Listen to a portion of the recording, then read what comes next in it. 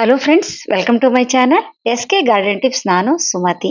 Friends, ನಮ್ಮೆಲ್ಲರಿಗೂ ತುಂಬಾ ಇಷ್ಟವಾಗಿದ್ದ ಗಿಡ ಯಾವುದು ಅಂತ ಕೇಳಿದ್ರೆ ಫಸ್ಟ್ ಟಕ್ ಅಂತ ಹೇಳದೆ ನಾವು ಗುಲಾಬಿ ಅಂತ ಹೇಳ್ತೀವಿ. ಈ ಗುಲಾಬಿನ ನಾವು ನರ್ಸರಿಯಿಂದ ಕೂಡ ತಂದು ಸಾಕೊಬಹುದು ಮೀನಿಂಗ್ಸ್ ಬೆಳೆಸ್ಕೊಬಹುದು. ಹಾಗೆ ಕಟಿಂಗ್ಸ್ ಇಂದ ಕೂಡ ನಾವು ಈ ಗುಲಾಬಿ ಗಿಡನ ಈಸಿಯಾಗಿ ಬೆಳೆಸ್ಕೊಳ್ಬಹುದು. ಆದ್ರೆ ಈ ಪ್ರಾಸೆಸ್ ಅಲ್ಲಿ ತುಂಬಾ ಜನ ಫೇಲ್ ಆಗ್ತಾ ಇರ್ತಾರೆ. ಕಟಿಂಗ್ ಏನೋ ತಂದು ನೆಡ್ತಾರೆ, ಆದ್ರೆ ಅದರಲ್ಲಿ ಚಿಗುರೆ ಬರಲ್ಲ. ಒಂದ್ ವೇಳೆ ಚಿಗುರು ಬಂದ್ರೂ ಕೂಡ ಜಾಸ್ತಿ ದಿವಸ ಇರಲ್ಲ, ಒಣಗಿ ಹೋಗ್ತಾ ಇರತ್ತೆ. ಇದಕ್ಕೆ ಏನ್ ರೀಸನ್ ಅಂತ ತುಂಬಾ ಜನ ನನ್ನ ಕ್ವಶನ್ ಮಾಡಿ ಕೇಳ್ತಾ ಇದ್ರು. ಇವಾಗ ಹೇಗಿದ್ರು ಮಳೆಗಾಲ ಅಲ್ವಾ, ನಾನ್ ಕೂಡ ಕಟಿಂಗ್ ನೆಡ್ತಾ ಇದ್ದೆ. ಹಾಗೆ ನಿಮಗೆ ವಿಡಿಯೋ ಮಾಡಿ ಇದೆಲ್ಲ ಡೀಟೇಲ್ಸ್ ಹೇಳೋಣ ಅಂತ ಈ ವಿಡಿಯೋ ಮಾಡ್ತಿದ್ದೀನಿ. ನೀವು ಈ ವಿಡಿಯೋನ ಸ್ಕಿಪ್ ಮಾಡ್ಲಾರ್ದೆ ಕೊನೆ ತನಕ ನೋಡಿದ್ರಷ್ಟೇ ನಾನು ಹೇಳೋ ಪಾಯಿಂಟ್ಸ್ ಎಲ್ಲ ನಿಮ್ಗೆ ಕ್ಲೀನ್ ಆಗಿ ಅರ್ಥ ಆಗುತ್ತೆ. ಇಲ್ಲ ಅಂದ್ರೆ ನಿಮ್ಮ ಅನುಮಾನಗಳು ಹಾಗೆ ಉಳಿದ್ಬಿಡುತ್ತೆ. ಮತ್ತೆ ನೀವು ಅದನ್ನ ಪುನಃ ವಿಡಿಯೋನ ಹಾಕೊಂಡ್ಬಿಟ್ಟು ನೋಡ್ಬೇಕಾಗತ್ತೆ. ಇಲ್ಲ ಅಂದ್ರೆ ಇನ್ನೊಂದು ಕೆಲಸ ಮಾಡಿ, ಸಿಂಪಲ್ ಆಗಿ ನೀವು ಒಂದು ಬುಕ್ಕಲ್ಲಿ ನಾನು ಹೇಳೋ ಟಿಪ್ಸ್ ಎಲ್ಲ ಬರೆದು ಇಟ್ಕೊಳ್ಳಿ. ಯಾವಾಗ ನಿಮ್ಗೆ ಯೂಸ್ ಬೇಕಾಗುತ್ತೋ ಆವಾಗ ಬುಕ್ ತೆಗೆದು ನೋಡ್ಬಿಟ್ರೆ ನಿಮ್ಗೆ ಈಸಿ ಆಗುತ್ತೆ. ನೋಡಿ, ಈ ತರ ಗುಲಾಬಿ ಗಿಡದಲ್ಲಿ ಗೊಂಚಲು ಹೂವು ಬರ್ಬೇಕಿದ್ರು ಕೂಡ ಏನ್ ಮಾಡ್ಬೇಕಂತ ತುಂಬಾ ಜನ ಕೇಳಿದ್ದಾರೆ. ನೋಡಿ, ನನ್ನ ಗುಲಾಬಿ ಗಿಡ ಎಷ್ಟು ಹೆಲ್ದಿ ಆಗಿದೆ ನೋಡಿ. ಇದಕ್ಕೆ ನಾನು ಏನ್ ಮಾಡ್ತೀನಿ ಅನ್ನೋದನ್ನ ನೆಕ್ಸ್ಟ್ ವಿಡಿಯೋದಲ್ಲಿ ನಾನು ನಿಮ್ಗೆ ಎಕ್ಸ್ಪ್ಲೇನ್ ಮಾಡ್ತೀನಿ. ಈ ವಿಡಿಯೋದಲ್ಲಿ ಕಟಿಂಗ್ಸ್ ನ ಹೇಗ್ ತಗೊಬೇಕು, ಅದನ್ನ ಹೇಗ್ ಬೆಳೆಸ್ಬೇಕು, ಯಾವ ತರ ಜಾಗೃತಿಯಲ್ಲಿ ಅದನ್ನ ಇಟ್ಕೊಳ್ಬೇಕು ಅನ್ನೋದ್ರ ಬಗ್ಗೆ ಮಾತ್ರ ನಾನು ಈ ವಿಡಿಯೋ ಮಾಡ್ತೀನಿ. ಓಕೆನಾ? ಈಗ ಇಷ್ಟಿಗೂ ಮುಂಚೆ ಹೇಳ್ದಂಗೆ, ಈಗ ಮಳೆಗಾಲದಲ್ಲಿ ಎಲ್ಲಾ ಗಿಡಗಳ ಕಟಿಂಗ್ ಕೂಡ ತುಂಬಾ ಈಸಿಯಾಗಿ ಬರುತ್ತೆ. ಅದ್ರ ಬಗ್ಗೆ ಯಾವುದೇ ಅನುಮಾನ ಇಲ್ಲ, ಯಾರಿಗೂ ಕೂಡ ಅನುಮಾನ ಇಲ್ಲ. ಯಾಕಂದ್ರೆ ನಾವು ಏನಾದ್ರೂ ಮಳೆಗಾಲದಲ್ಲಿ ನೆಡೋಣ ಬಿಡಿ ಅಂತ ಹೇಳ್ತಾ ಇರ್ತೀವಿ. ಹಾಗೆ ನಮ್ಮ ಪಕ್ಕದ ಮನೆಯಲ್ಲಿ ಫ್ರೆಂಡ್ ಒಬ್ರು ಮನೇಲಿ ಒಂದು ಒಳ್ಳೆ ಗುಲಾಬಿ ಗಿಡ ಇತ್ತು. ನೋಡಿ, ಇಲ್ಲಿ ಪಿಕ್ಚರ್ ಅಲ್ಲಿ ತೋರಿಸ್ತಾ ಇದೆ ನೋಡಿ. ಇದು ನಮ್ಮ ಹಳೆ ಕಾಲದಿಂದ ಬಂದಂತ ಒಂದು ಗುಲಾಬಿ ಗಿಡ. ಇದ್ರ ಕಟಿಂಗ್ ನಾನು ತುಂಬಾ ಹಿಂದೆ ಕೇಳಿದ್ದೆ ಅವ್ರ ಹತ್ರ. ಈಗ ಮಳೆ ಬರ್ತಿದೆಯಲ್ಲ, ಒಂದೆರಡು ಕಟಿಂಗ್ ಅವ್ರು ಕಳಿಸ್ಕೊಟ್ಟಿದ್ರು. ಯಾವ ತರ ಕಳಿಸ್ಕೊಟ್ಟಿದ್ದಾರೆ ನೋಡಿ. ಇದು ಅವ್ರು ಕಳಿಸ್ಕೊಟ್ಟಂತ ಒಂದು ಕೊಂಬೆಗ ಅಥವಾ ರೆಂಬೆನೋ ಏನಂತ ಹೇಳ್ತಿರೋ ನಂಗೆ ಗೊತ್ತಿಲ್ಲ. ನಾನಂತೂ ಕೊಂಬೆ ಅಂತ ಹೇಳ್ತೀನಿ. ನೋಡಿ, ಈ ತರ ಕಳಿಸ್ಕೊಟ್ಟಿದ್ದಾರೆ. ತುಂಬಾ ಜನ ಏನ್ ಮಾಡ್ತಾರೆ ಅಂದ್ರೆ ಇದನ್ನ ಹೀಗೆ ತೆಗೆದು ನೆಟ್ಬಿಡ್ತಾರೆ ಮಣ್ಣಲ್ಲಿ. ಈ ತರ ನೆಟ್ಟಾಗ ಏನಾಗುತ್ತೆ ಅಂದ್ರೆ ಖಂಡಿತವಾಗ್ಲೂ ಅದರಲ್ಲಿ ನಮ್ಗೆ ರಿಸಲ್ಟ್ ಸಿಕ್ಕಲ್ಲ. ಈ ವಿಷಯ ನಾನು ಹಲವಾರು ವಿಡಿಯೋಗಳಲ್ಲಿ ನಿಮ್ಗೆ ಹಿಂದೆ ಹೇಳಿದ್ದೆ, ಮತ್ ಪುನಃ ಹೇಳ್ತಾ ಇದ್ದೀನಿ. ಯಾವುದೇ ಕಟಿಂಗ್ಸ್ ಆಗಲಿ ಉದ್ದುದ್ದ ಇದ್ದಾವಾಗ ಅದನ್ನ ನೆಡಕ್ಕೆ ನಾವು ನೆಟ್ರೆ ಅದರಲ್ಲಿ ನಮ್ಗೆ ರಿಸಲ್ಟ್ ಬರಲ್ಲ. ನೋಡಿ, ಇದ್ರಲ್ಲಿ ಹೂವಾಗಿದ್ದು ಬೀಜ ಕೂಡ ಆಗ್ತಾ ಇದೆ ನೋಡಿ. ಒಂದ್ ವೇಳೆ ಅವ್ರು ನನಗಿನ್ನ ಕಟ್ ಮಾಡ್ಕೊಡ್ಲಿಲ್ಲ ಅಂದ್ರೆ ಸ್ವಲ್ಪ ದಿವ್ಸಕ್ಕೆ ಇದ್ರಲ್ಲಿ ಬೀಜ ಬರ್ತಿತ್ತೋ ಏನೋ ಗೊತ್ತಿಲ್ಲ. ನನ್ಗಂತೂ ಕಟ್ ಮಾಡಿ ಕಳಿಸ್ಕೊಟ್ಟಿದ್ದಾರೆ. ಉದ್ದುದ್ದದ ಎರಡು ಕಳಿಸ್ಕೊಟ್ಟಿದ್ದಾರೆ ನೋಡಿ. ಇಲ್ಲಿ ನೋಡಿ, ಇದು ಚಿಗುರು ಕೂಡ ಬರ್ತಾ ಇದೆ. ಅಂದ್ರೆ ಈ ಕೊಂಬೆಲಿ ಪ್ರಾಣ ಅಂದ್ರೆ ಅದಕ್ಕೆ ಬೆಳವಣಿಗೆ ಆಗುವಂತ ಎಲ್ಲಾ ಶಕ್ತಿಗಳು ಇರುತ್ತೆ. ಈ ತರ ಚಿಗುರು ಬರ್ತಾ ಇರ್ತಲ್ಲ, ಆ ಟೈಮಲ್ಲಿ ನಾವು ಕಟಿಂಗ್ ತೆಗೆದು ನೆಟ್ರೆ ತುಂಬಾ ಚೆನ್ನಾಗಿ ರಿಸಲ್ಟ್ ಬರುತ್ತೆ.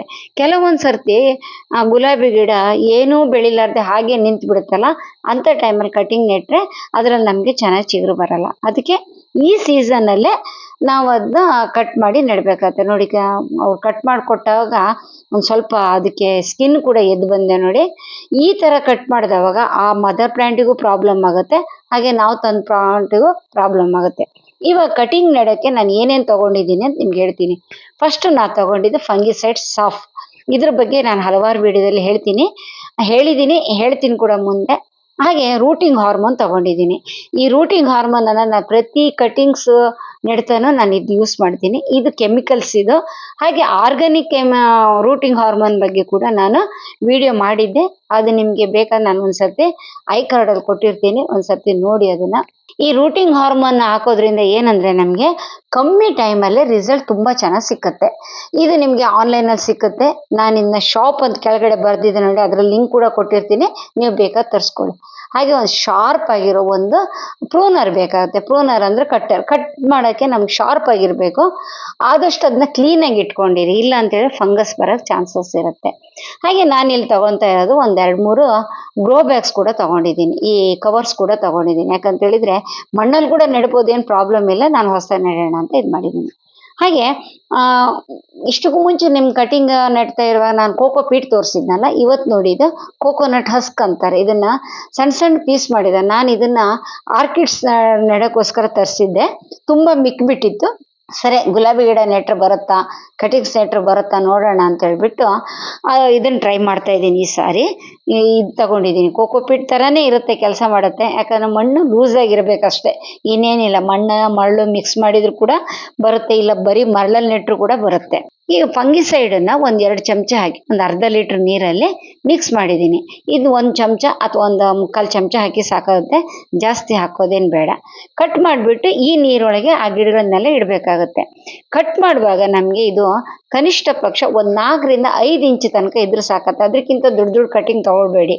ಅದಕ್ಕಿಂತ ದೊಡ್ಡ ದೊಡ್ಡ ಕಟಿಂಗ್ ತೊಗೊಂಡ್ರೆ ಏನಾಗುತ್ತೆ ಅಂದರೆ ಆ ಗಿಡದಲ್ಲಿ ಬರೋ ಚಿಗುರು ನಮಗೆ ರಿಸಲ್ಟ್ ಕಮ್ಮಿ ಆಗೋಗುತ್ತೆ. ಅಷ್ಟು ಉದ್ದುದ್ದಕ್ಕೆ ಅದು ನಾವು ಮಣ್ಣಲ್ಲಿ ನೆಟ್ಟಿರ್ತೀವಲ್ಲ, ಅದ್ರ ಶಕ್ತಿ ಅಷ್ಟು ತುದಿ ತನಕ ಹೋಗಲ್ಲ. ಅದಕ್ಕೋಸ್ಕರನೇ ಸಣ್ಣ ಸಣ್ಣ ಕಟಿಂಗ್ ಮಾಡಿ ನಾನು ಇದನ್ನು ನೀರಲ್ಲಿ ಹಾಕಿಟ್ಟಿದ್ದೀನಿ. ಹಾಗೆ ಈ ಕಟಿಂಗ್ಸಲ್ಲಿರೋ ಎಲ್ಲ ಎಲೆಗಳನ್ನು ತೆಗೆದುಬಿಟ್ಟಿದ್ದೀನಿ ನೋಡಿ.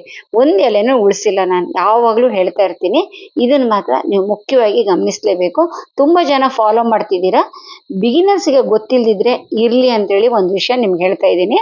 ಕಟಿಂಗ್ಸ್ ನೆಡುವಾಗ ಕಟಿಂಗ್ ಅಲ್ಲಿರೋ ಎಲ್ಲ ಎಲೆಗಳನ್ನು ತೆಗೆದು ಬಿಡಬೇಕು. ಇಲ್ದಿದ್ರೆ ಗಿಡ ಒಣಗಿ ಹೋಗುತ್ತೆ, ಅಂದ್ರೆ ಕಟಿಂಗ್ಸ್ ಒಣಗಿ ಹೋಗುತ್ತೆ. ಹಾಗೆ ಕಟಿಂಗ್ಸ್ ತುದಿ ಕೂಡ ಸ್ವಲ್ಪ ಫಂಗಿಸೈಡ್ನ ಪೇಸ್ಟ್ ಥರ ಮಾಡಿಬಿಟ್ಟು ಹಚ್ಚಿದೀನಿ ನೋಡಿ. ಇದರಿಂದ ಏನಾಗುತ್ತೆ ಅಂದರೆ ಡೈಬ್ಯಾಕ್ ರೋಗ ಬರಲ್ಲ. ಅಂದರೆ ಮೇಲ್ಗಡೆಯಿಂದ ಒಣಗ್ತಾ ಬರುತ್ತಲ್ಲ, ಆ ಪ್ರಾಬ್ಲಮ್ ಇರಲ್ಲ. ಈ ಥರ ಮಾಡೋದ್ರಿಂದ ಈ ಕಟಿಂಗ್ಸ್ ಕಪ್ಪಾಗಲ್ಲ. ಕಪ್ಪಾಗೋದು ಯಾಕೆ ಅಂತ ಹೇಳಿದ್ರೆ, ಫಂಗಸ್ ಬಂದರೆ ಕಪ್ಪಾಗತ್ತೆ ಗಿಡ ಯಾವಾಗಲೂ. ಅದೊಂದು ನೆನ್ಪಿಟ್ಕೊಳ್ಳಿ. ತುಂಬ ಜನ ಸೇವಂತಿಗೆ ಗಿಡ ಆಗಲಿ, ಗುಲಾಬಿ ಗಿಡ ಆಗಲಿ ಕಪ್ಪಾಗ್ತಿದೆ ಅಕ್ಕ, ಎಲೆಗಳೆಲ್ಲ ಹಣ್ಣಾಗಿ ಉದುರಿ ಹೋಗ್ತಾ ಇದೆ ಅಂತ ಹೇಳ್ತಿದ್ದಾರಲ್ಲ, ಅದಕ್ಕೆ ರೀಸನ್ ಏನಂದರೆ ಫಂಗಸ್. ಈ ಮಳೆಗಾಲದಲ್ಲಿ ನಮ್ಮ ಗಿಡಗಳಿಗೆ ಜಾಸ್ತಿಯಾಗಿ ಬರೋ ಕಾಯಿಲೆ ಏನಂದರೆ ಫಂಗಸ್. ಆ ಫಂಗಸ್ಸನ್ನು ನಾವು ಕಮ್ಮಿ ಮಾಡಬೇಕಂದ್ರೆ ಈ ಥರ ಫಂಗಿಸೈಡ್ ಯಾವ್ದಾರು ಇದ್ದಾವಾಗ ಅದನ್ನು ನೀರಲ್ಲಿ ಒಂದು ಸ್ವಲ್ಪ ಮಿಕ್ಸ್ ಮಾಡಿಬಿಟ್ಟು ಸ್ಪ್ರೇ ಮಾಡಿದರೆ ನಮಗೆ ಆ ಫಂಗಿಸೈಡಿಂದ ಗಿಡಗಳನ್ನ ಆರೋಗ್ಯವಾಗಿ ಕಾಪಾಡ್ಕೊಳ್ಬೋದು.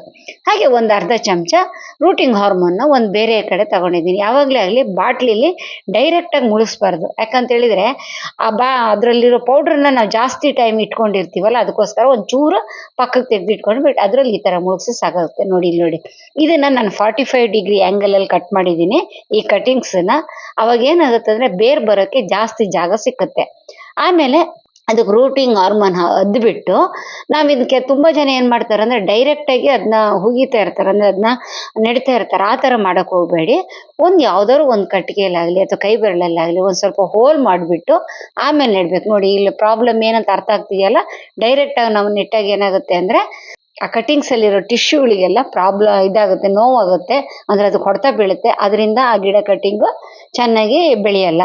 ಅದಕ್ಕೆ ಒಂದು ಸತಿ ಹೋಲ್ ಮಾಡಿಬಿಟ್ಟು, ಅಂದರೆ ಯಾವ್ದಾದ್ರು ಕೋಲಲ್ಲಾಗಲಿ ಯಾವುದ್ರಲ್ಲಾದ್ರು ಹೋಲ್ ಮಾಡಿ ಈ ಥರ ರೂಟಿಂಗ್ ಹಾರ್ಮೋನನ್ನು ಅದ್ದಿ ಡೈರೆಕ್ಟಾಗಿ ನೋಡಿ. ಈಗ ನೋಡಿ ಎಷ್ಟು ಈಸಿಲಿ ಹೋಗ್ತಾ ಇದೆ ನೋಡಿ.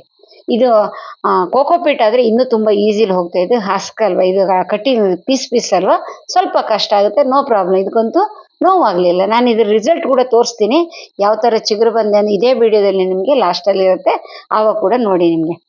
ಫ್ರೆಂಡ್ಸ್, ನನ್ನ ಚಾನಲ್ ನೀವೇನಾದ್ರು ಫಸ್ಟ್ ಟೈಮ್ ನೋಡ್ತಾ ಇದ್ರೆ ಸಬ್ಸ್ಕ್ರೈಬ್ ಮಾಡ್ಕೊಳ್ಳೋದು ಮರಿಬೇಡಿ. ಸಬ್ಸ್ಕ್ರೈಬ್ ಮಾಡ್ಕೊಂಡ್ರೆ ನನ್ನ ಚಾನಲಲ್ಲಿ ಈ ಥರ ಬರೋ ವಿಡಿಯೋಗಳನ್ನೆಲ್ಲ ನೀವು ಮುಂದೆ ನೋಡ್ಬೋದು, ನೋಟಿಫಿಕೇಶನ್ ಬರುತ್ತೆ. ಹಾಗೆ ವಿಡಿಯೋ ನೋಡಿದ್ರ ಮೇಲೆ ನಿಮ್ಗೆ ಏನು ಇಷ್ಟ ಆಯ್ತಾ ಇಷ್ಟ ಆಗಲಿಲ್ಲ ಅಂತ ಕಾಮೆಂಟಲ್ಲಿ ಹೇಳಿ. ವಿಡಿಯೋ ಒಂದು ವೇಳೆ ಇಷ್ಟ ಆದರೆ ಲೈಕ್ ಕೊಡೋದು ಮಾತ್ರ ಮರಿಬೇಡಿ.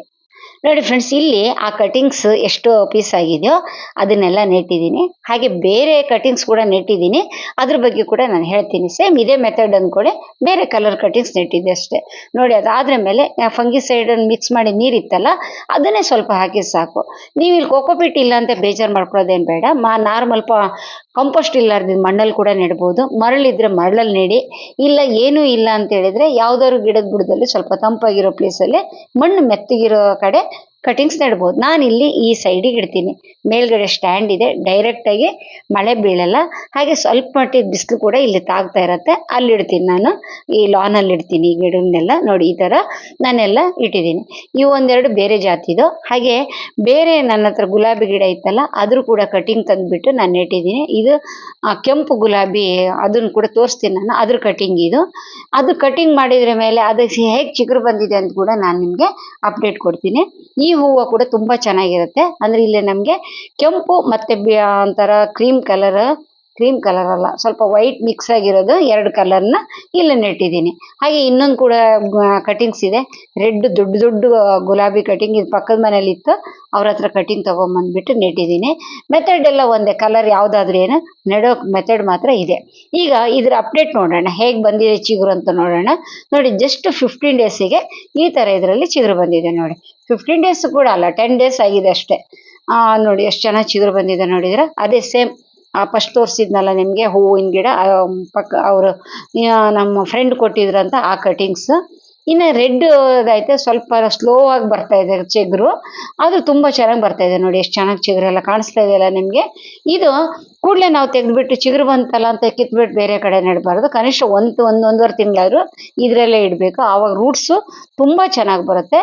ರೂಟ್ಸು ಚೆನ್ನಾಗಿ ಬಂದ್ರ ಮೇಲೇನೆ ಅದನ್ನು ತೆಗೆದುಬಿಟ್ಟು, ನಿಧಾನವಾಗಿ ತೆಗೆದುಬಿಟ್ಟು ಬೇರೆ ಕಡೆ ನಮಗೆ ಬೇಕಾದ ಕಡೆ ನೆಟ್ಕೊಂಡ್ರೆ ನಮಗೆ ರಿಸಲ್ಟ್ 100% ಬರುತ್ತೆ.